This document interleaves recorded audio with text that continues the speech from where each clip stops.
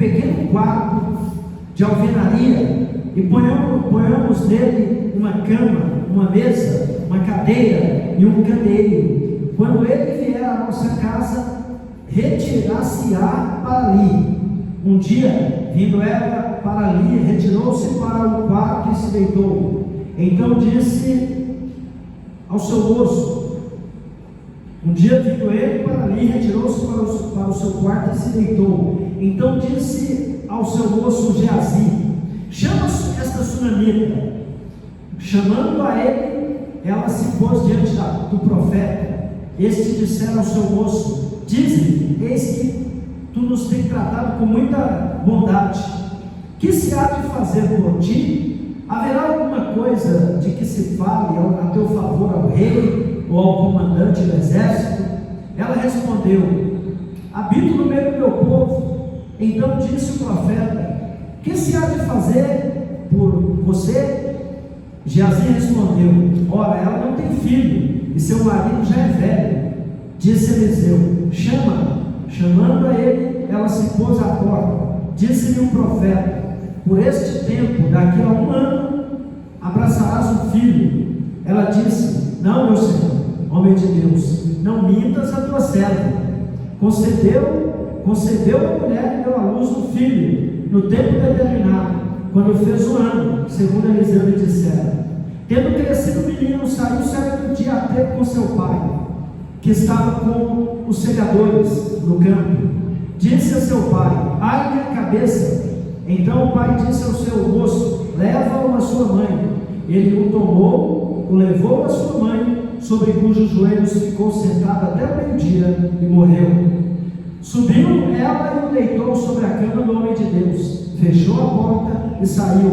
Chamou a seu marido e lhe disse: manda-me um dos moços e uma das jumentas, para que eu corra ao homem de Deus e volte. Versículo 23.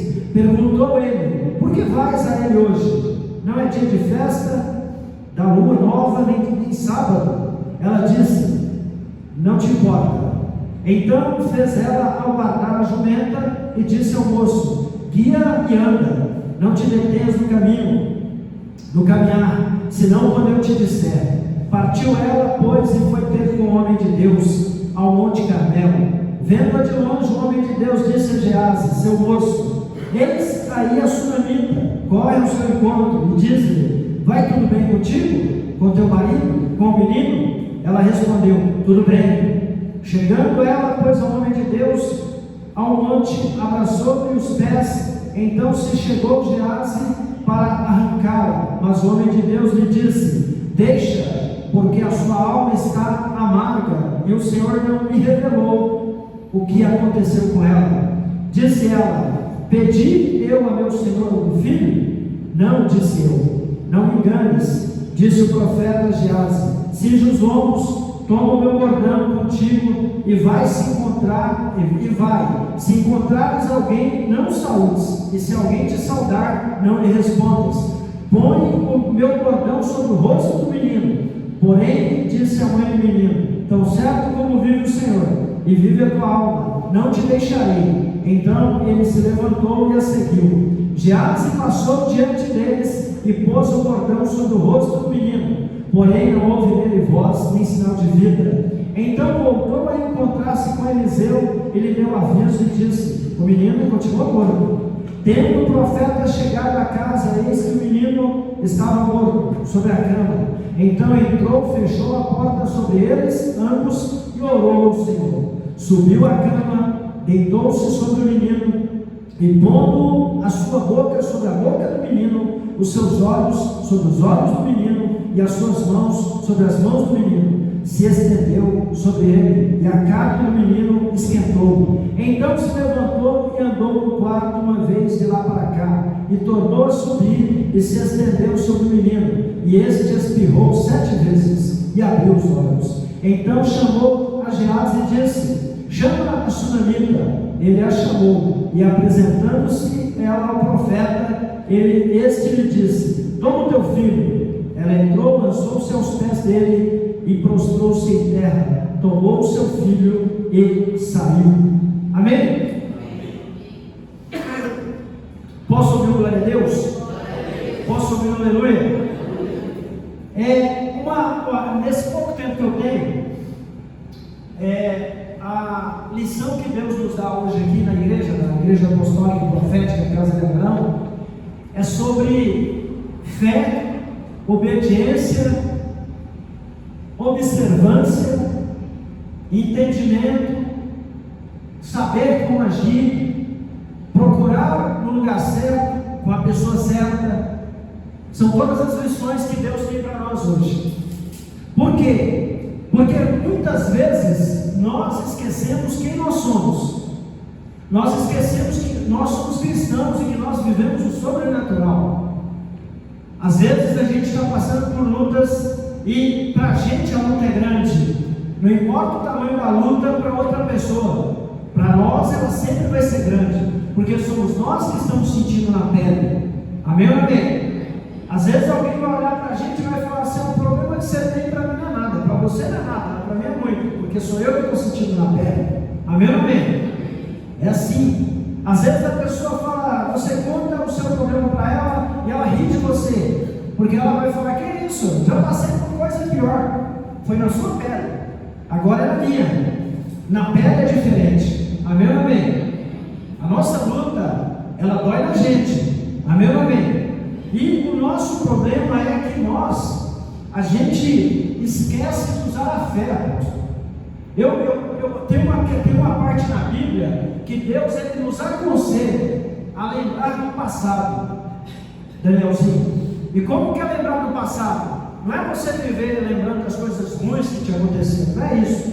Se bem que coisa ruim, se ela te agregou, se ela te trouxe experiência, ela não foi ruim. Eu já vivi muita coisa ruim na minha vida.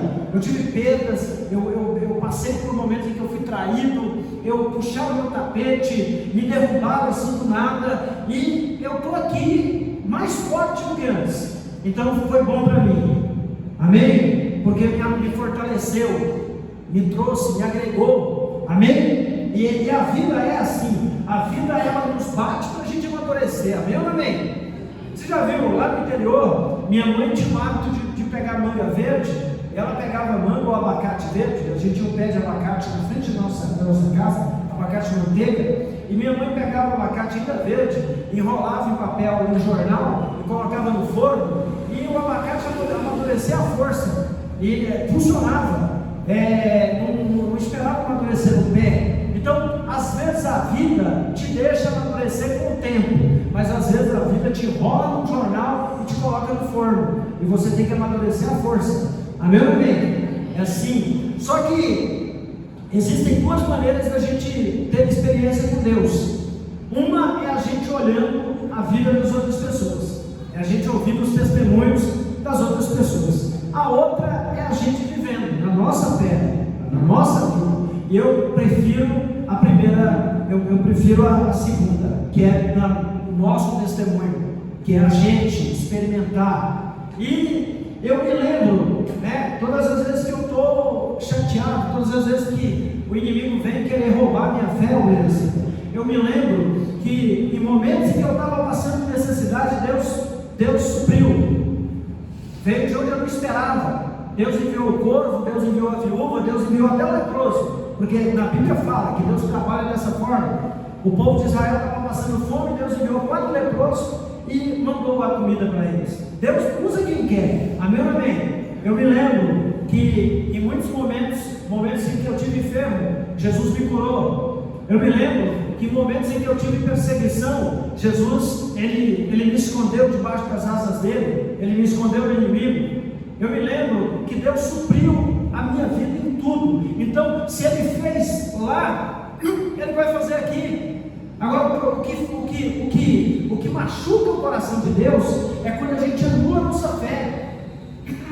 É quando nós como seres humanos, nós temos uma tendência enorme de esquecer o que Deus fez lá atrás. Amém ou amém? É assim ou não é?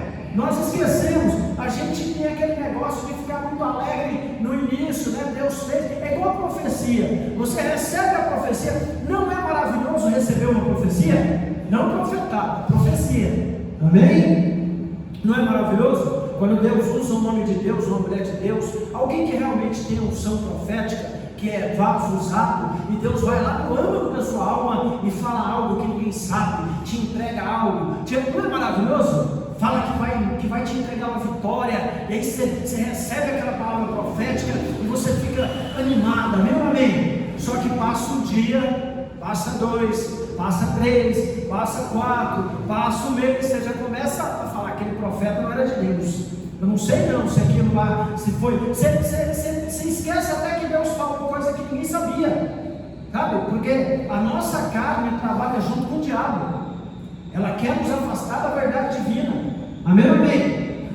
Mas recebe a vitória aquele que persevera, aquele que fica firme, aquele que acredita, aquele que não, Deus falou, Deus vai cumprir. Amém? Se Deus falou, se não, Deus falou, Deus vai cumprir. Amém? Deus tem promessa, Deus tem plano, Deus quer entregar, Jennifer, vitórias para nós, então Ele vai cumprir. Amém? Só que, deixa eu falar um negócio para você, eu não estou falando de profecia, mas está dentro da palavra. A gente tem que lembrar que o tratar de Deus conosco, as promessas de Deus para nós, José e irmã Márcia, as promessas de Deus para nós, elas são condicionais. Elas são o quê? Condicionais. Amém?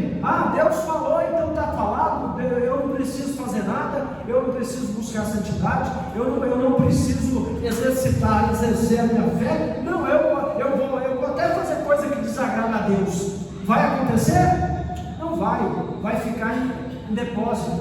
Amém? Vai ficar em depósito. A profecia tem que te encontrar no lugar que você recebeu ela. Você sabia disso? A profecia tem que te encontrar no lugar que você recebeu ela. Como que funciona isso? Eu estou falando de um lugar espiritual. Quando Deus usou o profeta para falar com você, você estava buscando, você estava necessitado, você estava faminto, você queria ouvir a voz de Deus, você estava humilde. Só que quando a profecia chega para se cumprir na sua vida, se você não estiver nessa condição, nesse lugar, ela não vai se cumprir. Amém? Amém ou não amém? E nesse texto que eu li, nesses 30, quase 37 versículos, não foram 37 versículos, foi do 8 ao 37, 29 versículos, se eu não me engano, amém? Que a minha conta estiver certa. Nós temos a história de uma mulher que nem era crente, só para você saber. Essa mulher, ela não era cristã, ela não era da igreja, da fé bíblica. Mas essa mulher, irmã Cida, ela via passar na rua, ela via passar na rua da casa dela um homem de Deus, um homem de Deus. Agora eu te pergunto, como que ela sabia que Eliseu era um homem de Deus? Será que era por causa do terno que ele usava? Será que era porque ele andava com a Bíblia debaixo do braço e vivia falando glória a Deus, aleluia, vigia? Não era por isso. Eliseu tinha o brilho do Senhor. Eliseu era um profeta e ele tinha postura de profeta. Nós, como cristãos, temos que ter postura de crente. Amém? E ele tinha essa postura. A mulher, essa sunamita, irmão, ele passava e ela observava, não, aquele é homem de Deus. E ali, o texto diz que ela era uma mulher rica. Então deixa eu te dar uma informação. Não era o marido dela que tinha dinheiro, quem tinha dinheiro era ela. Amém? Quem tinha dinheiro era a mulher. Porque o texto não está falando que o marido dela era rico, o texto deixa bem claro. Uma mulher rica, ou seja, ela era dona do dinheiro, deveria ter herdado dos pais, ela deveria ser herdeira. Só que você vai perceber o quanto essa mulher é sábia. E ela olhando para o profeta passando, ela viu o profeta passando, passou hoje. Aí semana que vem, profeta de novo, não tinha Uber, não tinha táxi, não tinha carro, ele não tinha cavalo. E ela olhou, ela virou para o marido dela. E ela falou para ele: olha, marido, eu percebo que esse homem que passa aqui é um santo homem de Deus. O que chamou a atenção dela de novo? Que o profeta era um santo homem de Deus. E ela falou para o marido: vamos fazer o seguinte, vamos fazer um quarto para ele de tijolo. que a Bíblia ela deixa claro de tijolo? Porque isso denota o zelo que essa mulher tinha com o profeta. Porque ela poderia ter falado, constrói um quarto de madeira, mas ela falou, não, tem que ser de tijolo, obra de pedreiro, que na verdade não é nem tijolo, é pedra. Lá eles usam pedra. Amém? Ela fala para o marido. Então a primeira coisa que eu vou entender é que, em primeiro lugar, ela não era crente, mas ela era alguém temente a Deus. A segunda coisa, ela era uma mulher submissa ao seu marido. Por quê? Porque o dinheiro era de quem?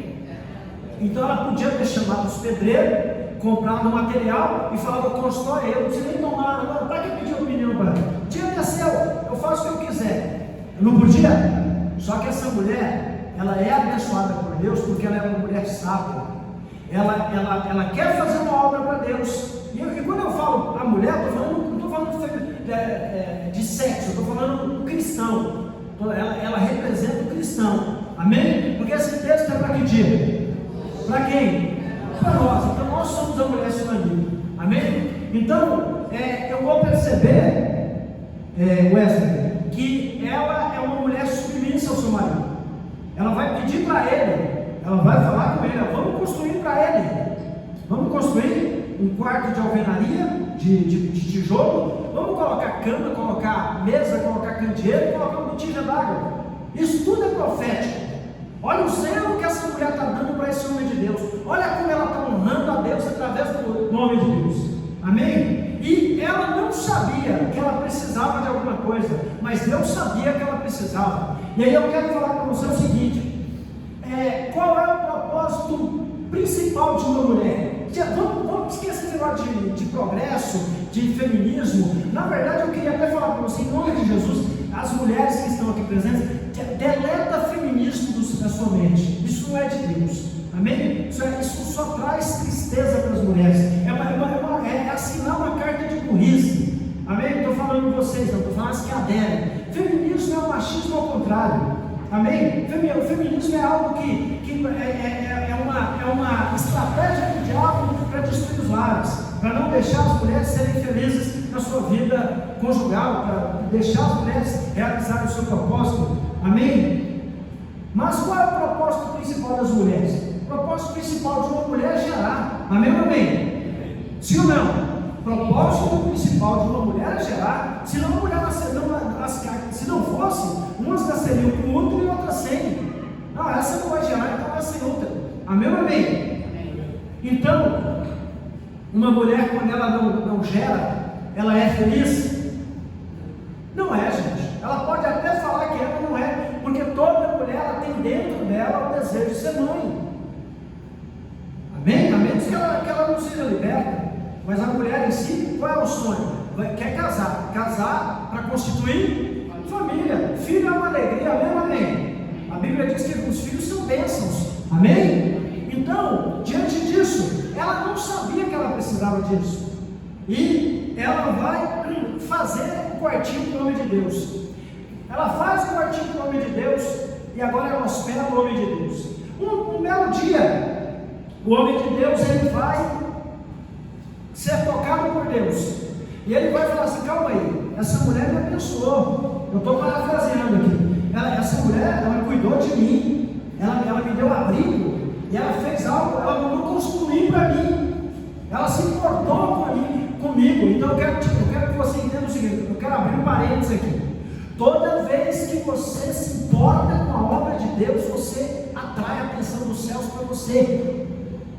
Amém? Vou repetir: todas as vezes que você se importa com a obra de Deus, você atrai a atenção dos céus para você. Deus vai ficar de olho em você. Amém? E vai te abençoar.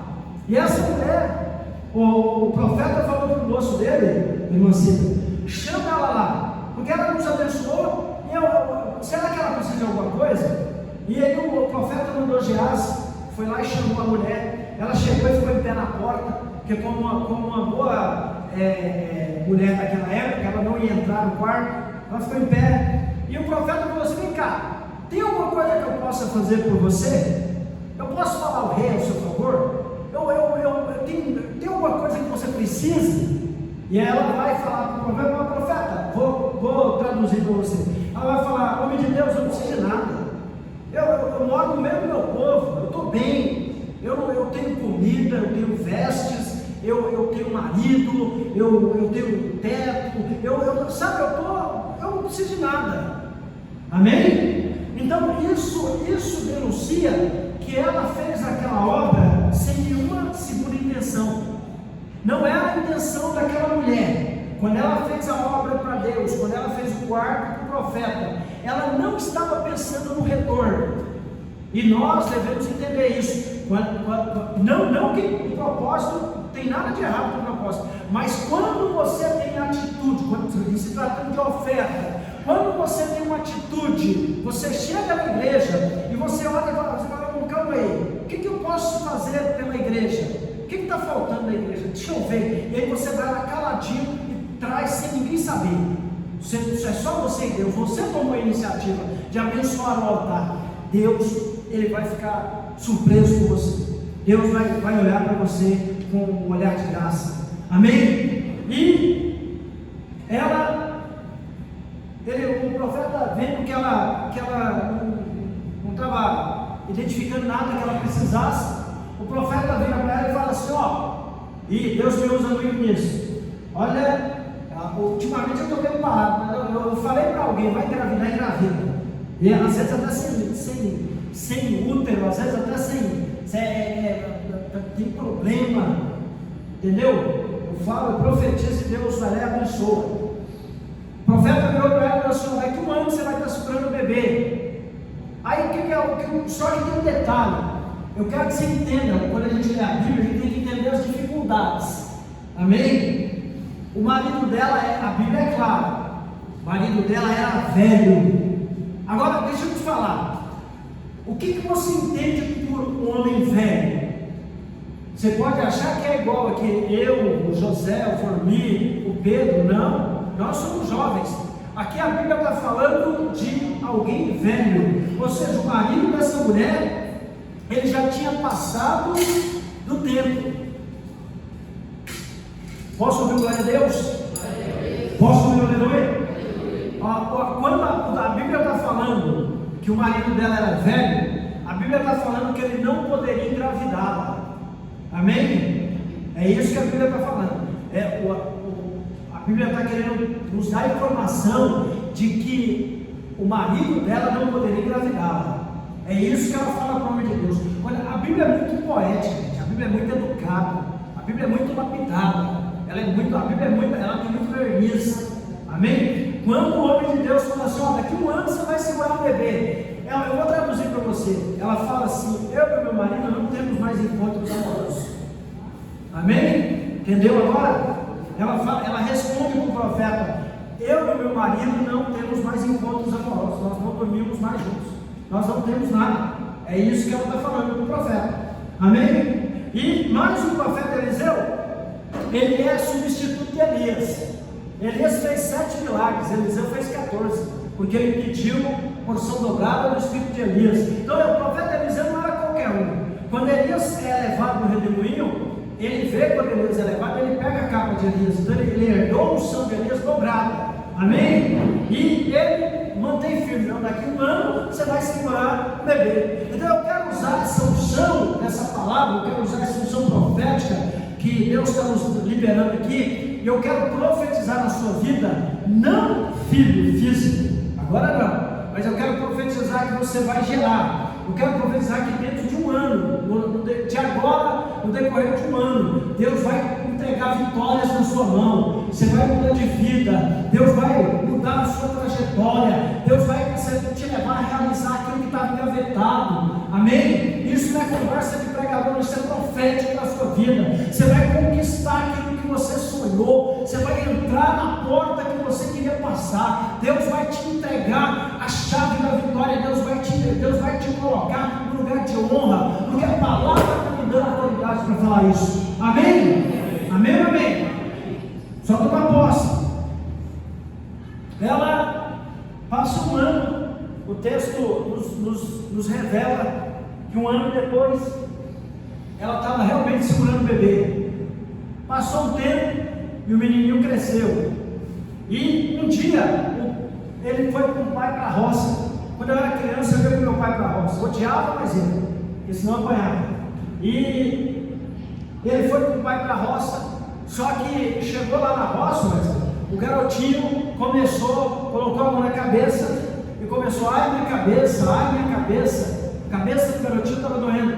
E o pai dele virou e falou assim: falou para um dos servos: pega esse menino e leva para a mãe dele. E o servo pegou o menino e levou para a mãe, a sunamita. Levou e entregou na mão dela, falou: está aqui o menino. Ela pegou o menino como boa mãe, colocou a cabeça do menino no joelho e segurou o menino até a tarde. Ele morreu. O que aconteceu com o menino? A bênção foi embora. O menino não era bênção? Quem deu o menino para ela? E alguém pode tomar o que Deus te dá? Não. Então está errado. Tá ou não está? Não tem algo errado? Mas essa mulher, olha que tremendo. Primeiro, ela conseguiu essa bênção sem esperar, por uma atitude de honrar o altar. Agora, aparentemente ela perdeu a bênção. Amém? O menino, a bênção dela morreu. E ela pega o menino, irmã Cida, ela coloca o garoto em cima da cama do profeta. Olha que mulher sábia. Ela coloca o menino na cama do profeta. Pede para o marido dela mandar um moço. Manda um moço, um servo vai para mim. Porque ela não ia andar sozinha, ela era mulher. E ela falou para o marido: manda um servo e manda um jumento. E o marido dela, dá para ver que os dois tinham comunhão. Os dois não tinham briga de ego, os dois tinham comunhão. O marido dela só perguntou para ela: vem cá, você vai encontrar com o profeta, mas hoje não é dia de culto. Nessa hora ela era um pouco risco dela. Ela fala assim: não te importa o que eu vou fazer, deixa eu ir. Porque ela não queria contar para o marido que o filho estava morto. Por que ela não queria contar? Nem para ele, nem para ninguém. Porque ninguém tinha a fé que ela tinha. Então eu quero abrir um parênteses aqui, eu quero falar um negócio para você. Quando Deus revela algo na sua vida, quando Deus fala que vai fazer algo para você, mantenha a boca fechada. Porque se você falar para alguém que não tem fé, ele vai roubar a sua fé. Sabe? Às vezes a gente perde vitórias porque a gente quer compartilhar com gente que não está no nível que a gente está. Vou te dar um exemplo. O primeiro sinal de que uma pessoa tem fé em Cristo é quando ela vem para a igreja. A pessoa que vem para a igreja já está demonstrando fé. Amém?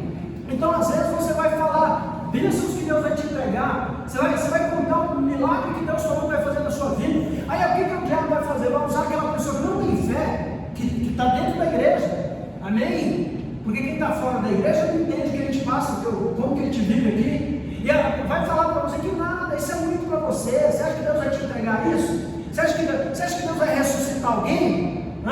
Você acha que Deus vai trazer de volta a sua vitória? Você acha que Deus vai te curar? Você acha que Deus vai restaurar seu casamento? Você acha que Deus vai abrir uma porta tremenda para você? Você acha que Deus vai te livrar da perseguição? Você acha que Deus vai te dar cura dessa enfermidade que você está? Isso aí não é ninguém. Deus curou no passado, agora Deus não cura mais não. Deus não é mais o mesmo. Amém? É assim ou não é? O que mais tem a gente sem fé. Amém? E eu aprendi a blindar a minha mente, meu ouvido é tampado para essas coisas. Amém? Então, ela coloca o menino, ela pega o jumentinho, pega o servo, ela sobe o jumentinho e vai. O servo vai puxando o jumentinho, ela vai no jumentinho, e segue, ela vai. Quando ela vai, só para você ter uma ideia, quando a gente lê o texto, parece que é coisa fácil. Você sabe quantos quilômetros tinha da casa dela até onde o profeta estava no Monte Carmelo? 40 quilômetros. Apóstolo, 40 quilômetros, vai andar 40 quilômetros de jumento. Anda, mulher, anda de jumento. Eu andei um pouquinho a cavalo um tempo atrás, ele ralou todas as pernas aqui de cela. Vai andar de jumento. E ela foi, só que quando ela estava vindo, o homem de Deus viu. O homem de Deus, o profeta Eliseu. O homem que Deus mostrava até o que estava acontecendo, assim, Deus levava ele para outro lugar. Não era o apóstolo Sérgio, era o profeta Eliseu. O profeta Eliseu, olha lá, está vindo a crente lá, está vindo lá a sunamita. Ele fala para Geás, só que é o seguinte, vai lá encontrar com ela, porque eu acho que está acontecendo alguma coisa, mas eu não sei o que é, Ele vai falar assim, ó, quando ele manda o moço chegar, olha para você ver que coisa tremenda. Eu quero que você entenda isso. Ela está vindo na rua, na estrada, Gabriel, e ela tem na cama dela, dona Márcia, meu irmão, um menino gordo. É um problema, sim ou não? Ela vem no jumento, está indo buscar o homem de Deus. Então ela está indo falar com quem pode resolver. Sabe qual é o meu problema e o seu problema? É que muitas vezes você tem um problema e você quer falar com quem não pode resolver. Você não busca a fonte correta. Você acha que qualquer pessoa pode te ajudar e não é assim. Ela vai e quando o profeta Eliseu manda Geazi e fala, pergunta para ela se ela está bem, se está bem com o marido, se está bem com o filho. Aí o Geazi vira para ela, Rose, e fala, está tudo bem com você, com seu marido, com seu filho? Ela está tudo bem, maravilhoso. Entendeu? Só vitória. Estou em paz. Deixa eu falar um negócio para você. Tem gente enviada pelo cão que chega perto de você no dia que você está passando por um sufoco e pergunta como que você está, só para ver a sua resposta, só para você falar, chorar aspitando, só para você falar, está tudo ruim, eu não estou legal, sabe, parece que Deus não me vê, Deus só vê o Joãozinho das Couves, eu não, só luta, eu não aguento mais, é isso mesmo, sai dessa igreja, sai dessa fé, larga isso, só para falar isso para você, amém? É enviado o cão, usado pelo inimigo, amém? Então essa mulher, essa sunamita, ela não falou para Geazi, ela falou, está tudo bem. E ali, Pedro, quando ela chega até o homem de Deus, ela gruda nos pés dele, começa a falar para ele, eu não te pedi filho nenhum. E aí ele falou, Deus ainda não me revelou. Então eu quero que você entenda algo, nem tudo, por mais que o profeta seja usado, tem horas que Deus não vai revelar seu problema para ninguém. Sabe por quê? Porque Deus quer que você exerça a sua fé. Amém? Tem horas que você vai ter que, escuta o que eu vou te falar, que já aconteceu comigo. Tem horas que você vai ter que passar por uma luta, por um perrengue, por uma dificuldade, aparentemente sozinho. Você vai vir nos cultos e Deus não vai usar o profeta para falar com você, vai falar com todo mundo na igreja e não vai falar com você. Sabe por que isso acontece? Porque Deus está te tratando. Sabe por que isso acontece? Porque Deus quer te dar uma vitória enorme, quer que o nome dele seja glorificado através da sua vida. Amém? E ali, o Eliseu manda Geazi na frente, fala, coloca o cordão no menino lá quando você chegar lá. O Geazi sai correndo, vai na frente, e a mulher sunamita olha ela de novo. Eu não saio daqui, eu só vou se você for comigo, profeta. E ali o menino, o Geazi, o discípulo do profeta, chega lá, coloca o cordão no menino e não acontece nada. Por que isso? Porque a autoridade era de Eliseu. A autoridade está com ele. Não adianta mandar substituto. Eu quero dizer para você o seguinte: tem coisa que Deus ele só vai fazer com você aqui. Se Deus te plantou aqui, é porque Ele vai trabalhar na sua vida aqui. Você é direcionado por Deus. Se fosse para Deus te levar para outro lugar, Ele queria te levar para outro lugar, mas Ele te plantou na Iabecabe. Por quê? Porque Ele quer trabalhar na sua vida na Iabecabe, na Igreja Apostólica e Profética Casa de Abraão. Amém? Amém ou amém? Quando Eliseu chega lá, Eliseu sobe em cima do menino, coloca a boca na boca do menino, o olho no olho do menino, fica em cima do menino, e o menino começa a esquentar. Eliseu sai de cima, dá uma olhada no quarto, isso também é profético, e ele volta, coloca a boca na boca do menino, o olho no olho do menino, aí o menino vai espirrar 7 vezes, 7 espirros. 7 é profético, 7 é profético. Amém? Então eu quero dizer para você o seguinte: eu quero usar de novo a abertura profética que Deus está me dando no dia de hoje. Em 7 dias, olha a autoridade Deus está dando. quero que você levante sua mão. Em 7 dias, Deus vai trazer ressurreição para a sua vida. Amém? Em 7 dias, Deus vai trazer ressurreição na área que você precisa, naquilo que você precisa. Amém? Quem crê diz amém? Então fecha a mão e toma posse. O menino espirra 7 vezes. O profeta Eliseu, o menino volta à vida, ressuscitou. Deus resolveu o problema. O menino volta à vida, o profeta pega ele e entrega para a mãe dele, coloca na mão da mãe dele. Então, eu quero que você entenda o seguinte: eu quero fazer uma retrospectiva aqui nessa palavra para você entender. Essa mulher não era crente, primeiro. Segundo, essa mulher era rica. Terceiro, essa mulher era submissa ao seu marido. Quarto, essa mulher era adoradora. Quinto, honrou o homem de Deus, obra de pedreiro. Amém? Honra. Tudo que ela fez pelo homem de Deus, ela fez para Deus. Foi honra. Sexto, o problema estava no marido. O problema dessa mulher estava no marido, porque o marido dela era velho. Ele não podia mais gerar. E Deus foi no problema. Então Deus vai no seu problema. Amém? Sétimo, ela recebe a bênção. Oitavo, ela perde a bênção. Nono, vai contar o problema para quem podia resolver, para o profeta Eliseu. Amém? Décimo, recebe dupla honra. A mulher sábia, ela recebeu o filho 2 vezes. Você entendeu? Deus deu para ela o menino vermelho, depois deu de novo. O menino representa a bênção que a gente precisa. Então, isso está querendo dizer o seguinte: que se o diabo tentar te envergonhar, Deus vai te dar dupla honra. Amém? No lugar onde você foi envergonhado, Deus vai te dar dupla honra. Deixa eu falar um negócio para você.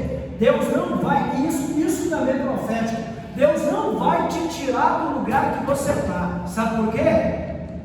Quando eu estou falando de lugar, eu estou falando profeticamente. Deus não vai te tirar daquele lugar onde te humilharam. Deus não vai te tirar de diante das pessoas que zombaram de você. Você sabe por quê? Você já leu o Salmo 23? Preparas uma mesa perante mim na presença dos meus inimigos. Deus prepara a mesa para a gente no deserto, na presença dos nossos. Agora olha que tremendo: os nossos inimigos sentam com a gente na mesa e vê você comendo amêndoa. Preparas uma mesa para mim na presença dos meus adversários. Unges a minha cabeça com óleo, tu me honras e o meu cálice faz transbordar. Então Deus está falando para você aqui nessa noite, resumindo, que o teu inimigo, o teu adversário, aqueles que zombaram de você, aqueles que não acreditaram que Deus era na sua vida, eles não vão morrer. Deus não vai expulsar eles de perto de você. Deus não vai tirar você de perto deles. Eles vão sentar na mesa com você e vão ter que reconhecer que o Deus de Abraão, de Isaac e de Israel é o Deus que te coroa, que te abençoa, que te cura, que te guarda, o Deus que te tira de um lugar de luta e te coloca em um lugar de vitória e te dá muita honra. Amém? Amém ou amém? É esse o Deus que nós servimos. Provérbios, eu coloquei aqui Provérbios 14, ela é uma mulher sábia. Amém? Deus sempre vai abençoar e honrar aqueles que têm o coração voltado para a sua obra, para o seu altar. Amém? Aqueles que têm o coração voltado para o céu. Amém ou amém? Vocês foram abençoados? Se coloca de pé. Se coloca de pé. Essa mulher, ela vai lá na frente, ela vai perder todas as terras dela, e Eliseu não vai estar lá. Aí um dia o rei pergunta para o Geazi, o moço de Eliseu: vem cá, eu ouvi falar de uma história aí de uma mulher que o profeta Eliseu, abençoou com o filho, né? E foi um grande milagre, ele ressuscitou, e nisso vem a sunamita, porque ela quer a terra de volta que tinha sido tomada dela. Na hora que ela chega, o moço vai falar para ela, para o rei: rei, olha a mulher aqui no milagre. Aí o rei fala: é ela e tal, quem que posso te ajudar? Ah, não, é que eu perdi minhas terras todas, perdi todo o meu patrimônio. Ah, não, é o seguinte, fala com quem está morando nas suas terras lá, que é para te devolver tudo. E o que plantou, o que produziu, é tudo seu. Tem que te devolver. Essa mulher, essa sunamita, ela representa o crente que toca o coração de Deus. Amém? Deixa eu terminar essa palavra falando para você o seguinte. Meu pai tinha um sítio, e nesse sítio, depois que a gente colhia, depois que a gente pegava lá, colhia milho, colhia melancia, colhia abóbora, tinha vezes lá que meu pai falava para mim assim: filho, sai para o sítio, pega lá feijão, pega milho, pega lá. Eu falava: meu pai está doido. Aí eu saí andando pelo sítio e eu trazia uma cesta cheia de milho, de abóbora, feijão, quiabo, machixe. Se bem que machixe a gente ia plantar. Amém? Então, apóstolo, o que você quer dizer com isso? Eu quero falar para você o seguinte: quando você semeia, a colheita não para mais de dar. E às vezes, no momento que você achar que você não tem mais o que colher, Deus vai te surpreender e Deus vai te abençoar por causa daquela colheita que você fez lá atrás. Então, aquele que semeia, aquele que olha para a obra de Deus, aquele que ama a obra de Deus, aquele que honra a Deus, em qualquer momento da vida dele, quando ele menos espera, Deus vai lá e Deus coloca na sua mão a bênção.